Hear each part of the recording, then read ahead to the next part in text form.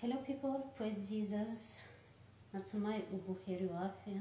It's me again, Liz. Thank you so much for always being there. God aendelee kuwa bless, aendelee kuwainua. Basi ningependa tusome neno katika kitabu cha Mithali 24. Mithali 24 mistari michache. Nisome neno katika kitabu cha Mithali 24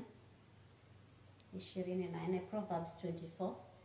Proverbs 24 mali pale mstari wa kwanza unasema hivi: usiwahusudu watu waovu, wala usitamani kuwa pamoja nao, kwa maana moyo wao hufikiri dhuluma na midomo yao huongea madhara. Ni mstari mmoja na mbili peke yake. So Solomon anajaribu kutuambia kwamba tusiwahusudu watu waovu, yani tusiwaonee wivu wala ambao wanatenda maovu. It means ya kwamba yule ambaye anatenda maovu ni yule ambaye anafanya kitu kinyume na kulingana na venye Mungu anatarajia tufanye, ama kulingana kinyume na mapenzi ya Bwana, si ndio? So usiwahusudu wivu, do not envy any sinner mwenye anafanya uovu, wala usitamani kuwa pamoja nao. Usitamani their lifestyle, unaona? Do not follow their ways, unaona?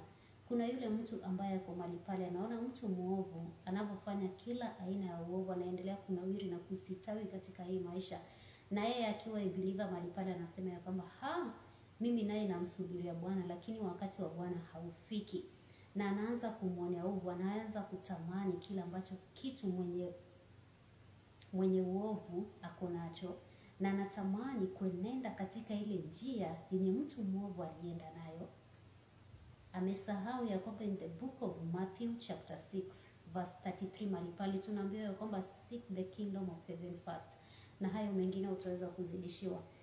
Ni Matthew 6:33. Tusome pale Mathayo 6 mstari wa 33 inasema, bali utafuteni kwanza ufalme wake na haki yake, na hayo yote mtazidishiwa. So any believer tunaambiwa ya kwamba yule ambaye anataka utajiri, yule ambaye anataka mali, whatever you want, tunaipata katika Baba yetu. Tutafute ufalme wake kwanza, na yale yote ambayo tunayohitaji kama wanadamu, Mungu ataweza kutuzidishia.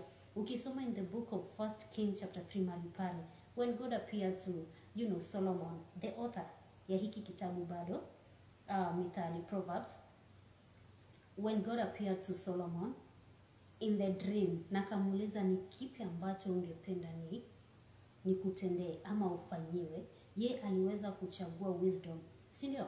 Alichagua hekima yenye itaweza kumsaidia katika uongozini mwake, kuongoza watu ambao Mungu aliachilia mikononi mwake, si ndio? So tunaambiwa ya kwamba tusiwahusudu waovu. Mtu muovu ni yule ambaye anaenenda katika njia zake binafsi, yule ambaye hayatilii maanani maagizo ya Bwana, yule ambaye anafanya kitu kinyume na kulingana na venye Mungu ametuagiza ama Mungu ametuamuru. Mwenye ameenda kinyume na Mungu, huyo mtu anafanya uovu kwa sababu hafanyi mapenzi ya Baba. Na yule mtu amefanya kila aina ya uovu, kutafuta mali wa haraka, unaona? Kutafuta utajiri wa haraka, kwenda labda ameua mali pale, unaona? Hajayatilia maanani one of the 10 commandments inatuagiza ya kwamba tusiue, si ndio? Labda ameenda kuiba ndipo akawa na ile mali, you never know, unaona? Yeye amesahau na ile one of the 10 commandments inatuamuru ya kwamba tusiibe, usichukue cha mwenzio bila idhini chake, si ndio? Labda amenyang'anana, ni conman ama ni conwoman mali pale, akanyakwa ile mali ambayo uko nayo. Mali inaweza kuwa ni mali ama niseme ya kwamba treasures gained by wickedness, can be through stealing, can be through killing, can be through corruption, unaona? Mambo kama yale, can be through tribalism, unaona? Mambo kama yale, mtu anaweza kunyakua utajiri wake kwa kupitia vitu ambavyo nimevihesabu mali pale. Na wewe kama mtu wa Mungu, a righteous person, tunaambiwa ya kwamba tuongoze ama tuenende katika njia za haki za Bwana. Na wewe ukiona yule mtu muovu anaponyakua mali yake, wewe usitamani. Mungu anakuahidi ya kwamba endelea kumsubiria, wakati wake ufike. Na wakati wake utakapofika, he gonna show up in your life. Na akishow up in your life, anaenda kukuzidishia kila ambacho unachokihitaji kutoka kwake. Mithali, tulikuwa kwa Mithali 24 mstari wa pili, nasema mstari wa pili nakwambia, kwa sababu gani haufai kuenvy sinners? Kwa sababu gani haufai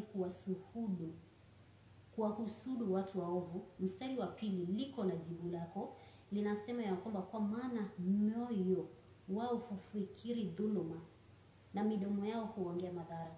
Moyo wa kina nani? Moyo wa wale waovu, si waadilifu. Moyo wa mtu mwovu anafikiri dhuluma na kinywa chake kinaendelea kutapika nini? Madhara. Ulimi wake unaendelea kutoa nini? Madhara. Lakini ulimi wa mtu wa haki ama mtu mwadilifu itatoa mema. Manake ulimi wake utaendelea kujenga watu. Maneno ambayo yanatoka katika kinywa chake kinaendelea kujenga mtu mwingine mahali pale. Anaendelea kubariki watu kwa kupitia ulimi wake, kwa kupitia mdomo wake. Anaendelea kuspeak life upon other people's lives mahali pale. Unaona? Venye tumeambiwa tu in the book of Proverbs 18:21 ya kwamba there is power in the tongue. So kama there is power in the tongue, yule mtu mwovu hata yatilia maanani. Yeye tu bora ameongea. Bora ameongea. Hajalishwi ni yepi ametoka katika kinywa chake. Hajui anafaa kubariki mtu kwa kupitia maneno ya kinywa chake. Maneno ambayo yataweza atoe maneno ambayo ataweza kujenga mtu mwingine ama kujijenga yeye binafsi. Unaona? Amesema usiwahusudu watu waovu wala usitamani kuwa pamoja nao. Wewe unaambiwa kwamba usitamani, yani usitamani, do not follow their lifestyle. Do not follow their ways. Unaona? Usitamani kabisa. Usione ya kwamba na nawiri, ako na mali ya haraka, ako na utajiri wa haraka. Wanasema ya kwamba hiyo utajiri atapewa, hiyo utajiri atakuwa nayo, but they will not last forever. Why? Because si utajiri ambao umetoka kwa Bwana.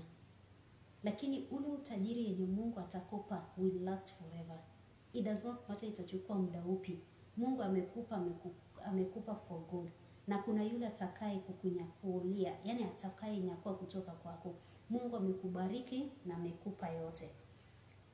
Na midomo yao huongea madhara. So ukijua kwamba mdomo wa mtu mwovu unaongea madhara, basi hutatamani hata kile ambacho wako nacho. Kuna manufaa gani kwa mdomo wa mtu ambao unaongea madhara? Manake mdomo ule itakulani. Maneno ambayo yatatoka katika ule mdomo itaendelea kulani mtu mwingine. Atakwambia kwamba wewe hutawahi barikiwa, Lakini kama ni mtu mwadilifu atakwambia kwamba God's time is always the best. Usijali hata kama hijatendeka wakati huo. Hata kama Mungu hajaonekana katika maisha yako, lakini muaminie. But mtu mwovu atakwambia kwamba huyo Mungu ambaye unamuomba na hayajibu maombi, bado ukutuma pale pale, bado ukutu hapa, bado hivi vimekukumba. Unaona? Bado hakuna kitu cha maana katika maisha yako. Unaona? Ni yale maneno ambayo yatakwaza mtu mwingine, hayataweza kukujenga. So ukitamani kuishi katika ile maisha ya watu waovu wanavyokufanya, itakuelekeza pabaya. Itakuelekeza pabaya. Na mwisho itakuelekeza katika mauti. Na nitakwambia kwamba watu waovu, unaweza kuona watu waovu wanaendelea kunawiri na kusitawi katika hii maisha, na kuna kenye nawatendekea. It's because God have given them that chance, wakuja wakatubu dhambi, wa repent their sins, ili wapate kumrudia Bwana. Usione ya kwamba wataenda bila kuadhibiwa. Unaona? Lazima wataadhibiwa katika uovu ambao wanaovifanya. So usitamani kuenenda katika njia ya mtu mwovu, na usimuone wivu. Usije ukakata tamaa. Msubirie Bwana, manake tunaambiwa ya kwamba hakuna kitu ambacho Mungu hawezi kutenda. Unaona? There is nothing hard for our God to do. Unaona? He can do more than we ask or more than we imagine. He's the God of Ephesians 3:20-21. He's able to do the exceeding abundantly and above and far beyond human comprehension. Thank you so much for watching. If you love this video,